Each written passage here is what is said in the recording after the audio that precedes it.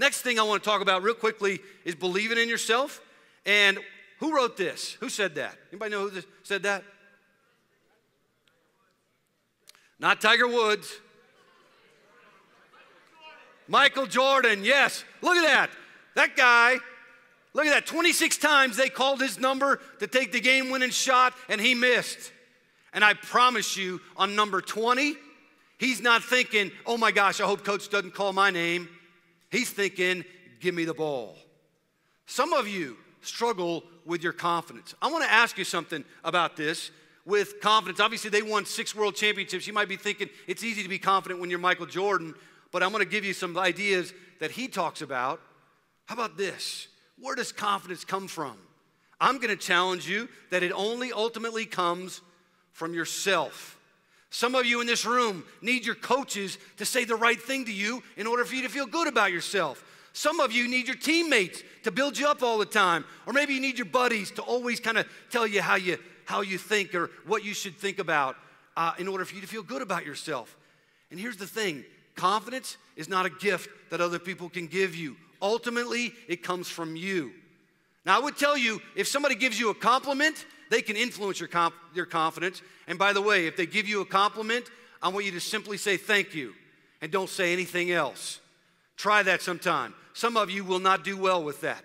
Somebody says, wow, great job. Simply say thank you. You look great today. Thank you. Leave it at that. Don't qualify it. It's important. They can influence it, but they can't give it to you. As I say right here, with this saying right here, that talent is given to you, but confidence and motivation are ultimately up to you. Michael Phelps won 8 gold medals. At 10 years old, Michael Phelps in swimming set 2 alarm clocks at 5 a.m. in the morning. One was battery operated and one was electric. You know why he set that battery one? Obviously, in case the power goes off, I'm still getting up at 5 a.m. Some of you have an early practice and mom and dad have to drag you out of bed to get you to go to practice. Who are you looking for to motivate you? Ultimately, it comes from you, just like confidence. Another thing about confidence, I'm going to put a couple of things up here. Number one, it comes from knowing that you put in the time and effort. If you never stay 15 minutes late after practice and work on your game, you're never going to be the best lacrosse player you could be. I'm going to challenge you on that. The best athletes I've ever been around, coaches have to kick them off the field sometimes. They have to make them go home. I'm not saying you shouldn't have a life outside of lacrosse, but if you never come early, you never stay late.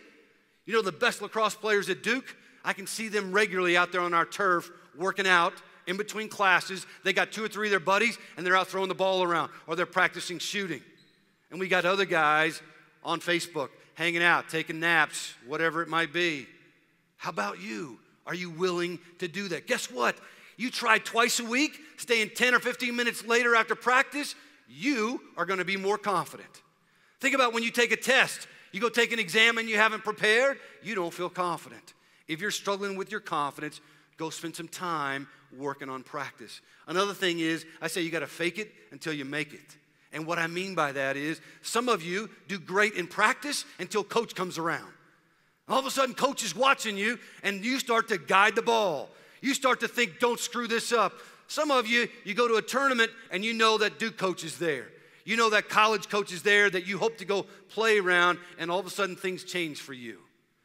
Here's what I'm going to challenge you to do. If you're one of those kids, you need to, before practice, you need to think to yourself, I hope he comes and watches me today. Bring it on, pal. I'm not saying you go say that to your coach, right? But I want you to think like that. I want you to think, I'm glad those Duke coaches are here to watch me today. I'm glad you're here to see me do my thing. Because guess what? The more you act like that, the more you're going to feel like that. The last thing about confidence is this idea of self-talk. Here's what I want you to do. All of you athletes need to get a partner. And you're going to have to do 2 things with your partner here in a second. I'm going to give you 10 seconds to get a partner. If you need to get up and move, get up and move. It's a great time to stand up and stretch. Here we go. 1, 2, 3, 4, 5, 6, 7, 8, 9, 10. Here's what I'm going to ask you to do. Listen carefully. This is important. I want you to think of 3 scenarios, and you think of one of them. The first one is, here's the first one. You made a mistake in a game. You're in a game, you made a mistake. It might have happened to you today. Some of you, it's going to happen to you tomorrow. I want you to think about a time when you made a mistake. Another one is when you were tired in conditioning and practice, or it was late in the game and you were really tired. Or the third one is you're out there doing warm-up. You're throwing the ball around and you don't feel good. You do not feel confident in your ability to do well tonight. I want you to think of one of those three scenarios, and I want you to think about all the negative things that you said to yourself in that situation. I want you to act like your teammate is you. Or actually, I want you to act like your teammate is really tired. Your teammate made your mistake in a game, or your teammate is not confident before the game. And I want you to look at them, and I want you to say all the things to them that you say to yourself that are negative. And here's the thing. I don't want you to say, well, you know what? I usually say this or I usually say that. I want you to say, you're an idiot. You stink. You're horrible. You're the worst lacrosse player in America.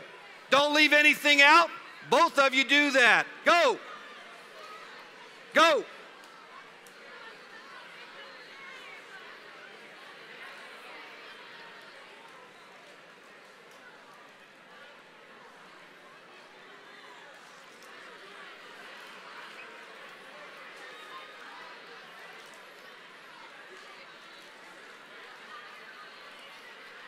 All right, let me ask you a couple questions here.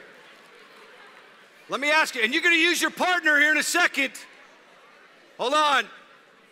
You're going to do something else with your partner here in a second.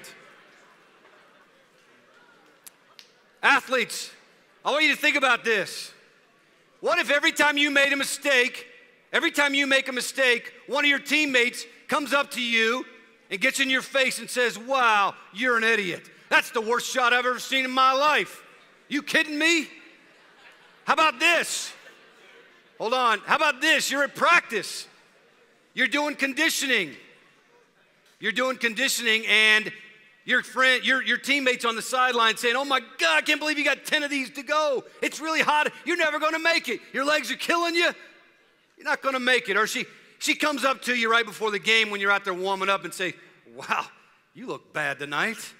Man, you can't hit the side of a barn tonight. Here's the thing. Some of you you're more tough on yourself than you are anybody else. Many of you would never talk to your teammates the way you talk to yourself. So here's what I'm going to challenge you with. At Duke, we have a rule. We call it the 3-second rule. You got 3 seconds to think about a mistake as an athlete.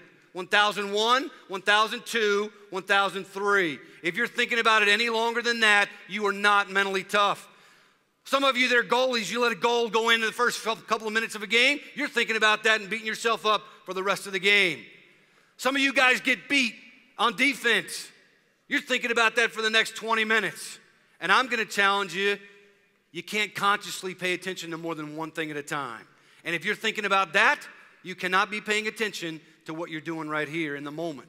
It's important that you be able to let it go. 3 seconds, say what you need to do and let it go. And by the way, some of you like to put on a great show and show everybody how upset you are with yourself when you make a mistake.